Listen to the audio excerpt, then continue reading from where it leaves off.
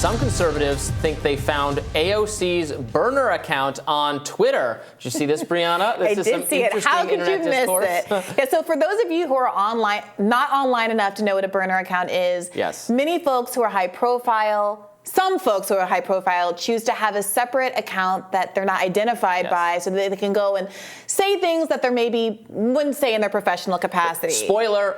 I don't think this is AOC's burner account, and we're going to debunk it right here and right now. So what is the evidence? Okay, so right-wing people are all over this. Matt Walsh, Libs of TikTok, Marjorie Taylor Greene. I mean, put up the tweet that Marjorie Taylor Greene had about this, saying, "Is this you, AOC?" The account in question, Zaza Demon, is that what it is? Zaza Smoker, at Zaza Smoker. So people are. So this all started when the name is Zaza Demon. It's at Zaza Smoker. Right. So a guy named Nico House, who was, I think, a significant fundraiser for Tulsi Gabbard, was a big booster of her campaign.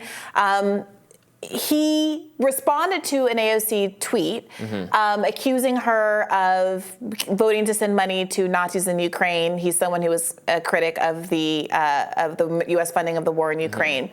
And the Zaza Smoka account replied to him in the first person. Because, and the reason this is because that account had retweeted AOC. Well, so then sometimes when you respond, Yes, I mean, I think you're jumping ahead a little bit because let's just explain why he came to this conclusion. Okay. So, because this account applied to him in the first person, it's a little odd. I think even what you're explaining, it's a little odd for someone to. If someone accused you of donating money to Ukraine or voting to donate money to Ukraine, and you are not in Congress, I'd be like, what? Yeah. What are you talking about?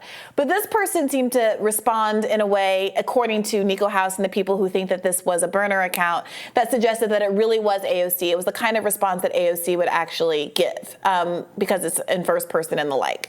On top of that, the fact that apparently Zaza is an abbreviation of the name Alexander or Alexandria, presumably, and that Smoka is a synonym for burner. They think this is an Alexandria, an AOC burner account. So that's the evidence.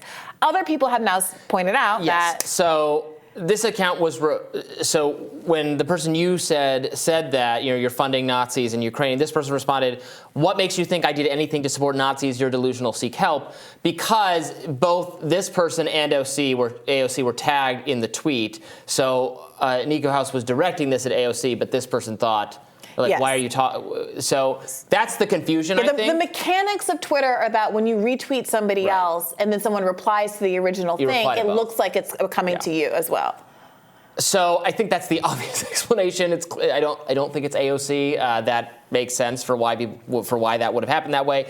But a lot of conservatives are claiming, a lot of right-wing people, we caught you. And then you can see this account has responded to right-wing people in the past and said, obscenities and insults at them. It's defended TikTok, AOC. The C word. Right. So Ian Miles Chong, as you said, Matt Walsh, have all waited on this because Zaza Smoker responded to Matt Walsh at one point, calling him a hateful little freak, saying that they couldn't wait till he pisses off a trans person that is actually as unhinged as you claim to say they all are. Can't be a bigot if you're no longer breathing. So a kind of a death threat, which a lot of people picked up on, including Marjorie Taylor Greene, saying Zaza Demon. Is this UASC? Zaza Demon is your burner account. That is a disturbing name. Excited to see an unhinged trans person murder a member of the conservative press, Matt Walsh. Yes, that is demonic, so the name fits. Yeah, it's not her. I want to say it's not her. And the person deleted their account after this publicity. Which truthers, people who think that this is AOC, take as evidence that it was in fact burner truthers. That this is evidence that it was AOC, saying that it's not that big a deal if it's not really you. Then why wouldn't you just leave your account up and deny it to you and keep on pushing? The fact that you deleted your account is in part because you want to take down the archive of your pattern of tweets that indicate that you have a long pattern of defending AOC in a way that AOC's burner might. I see why you would think that if you're just kind of casually looking at this, but if you look very closely, it's abundantly clear that why that person responded in a way as if they were AOC. They responded that way because they thought this other account was accusing them was accusing Zaza Smoka of funding Nazis in Ukraine when he meant to be accusing AOC, but they were both tagged in it. Yeah. That's and pretty it's self-explanatory. It doesn't look like there's been any response from AOC. She doesn't seem to have tweeted or liked any tweets or had any Twitter activity since March 30th. Many people have come to her defense and explained a rationale for how this could have happened this way. Nico House seems to continue to believe that this is a burner account. And it certainly is true that some people have burner accounts, and there have been some pretty embarrassing outings of burner accounts over the years. So it's true. I think it's just true that it could be, these things happen. It's just there's this additional question of whether you think the tone of the Zaza Smoker tweets that have been uncovered are plausibly AOC as well. Do we think that people have inside and outside personalities, public and private personalities, but do we believe that AOC is running around calling people "see you next Tuesday" and being quite as aggressive as this account was? It's a little bit difficult for me to imagine. If true, it would be wild. Is there a Brianna Joy Gray burner account out there? I've never. We were talking about this a little bit in the break. Some of this hate mail I'm getting being sent from the other chair. I've always thought it was too risky to have a burner account. When I had pithier tweets back in the day, sometimes I would do them from the bad faith account. So there's some plausible deniability.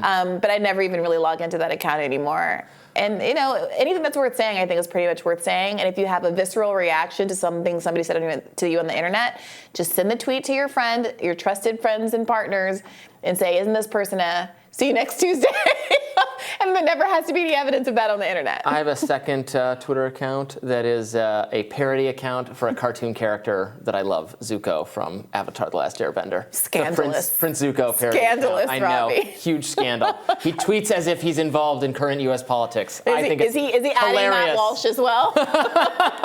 Does not use. No, I'll tell you what a woman is. The joke is that he's woke, so he might be going after Matt Walsh, but I don't think he would use the "see you next Tuesday" word.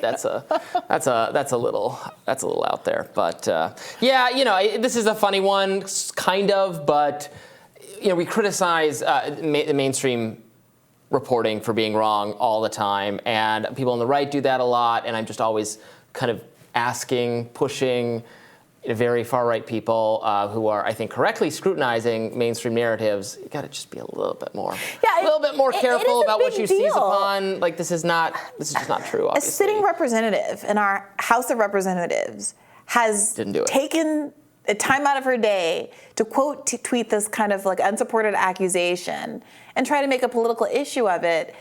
It is not a great time to be in American politics if this is kind of considered to be acceptable behavior. And we all know that, the truth goes around the world, whatever. A lie goes around the world twice before the truth gets out of the garage, or whatever the expression is.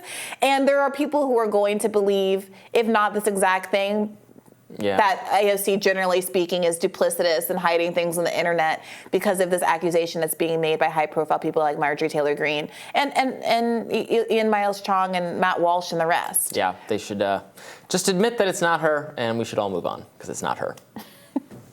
Tomorrow on Rising, The Hill's Zach Schoenfeld will join us again to give us a quick update on the Trump indictment saga.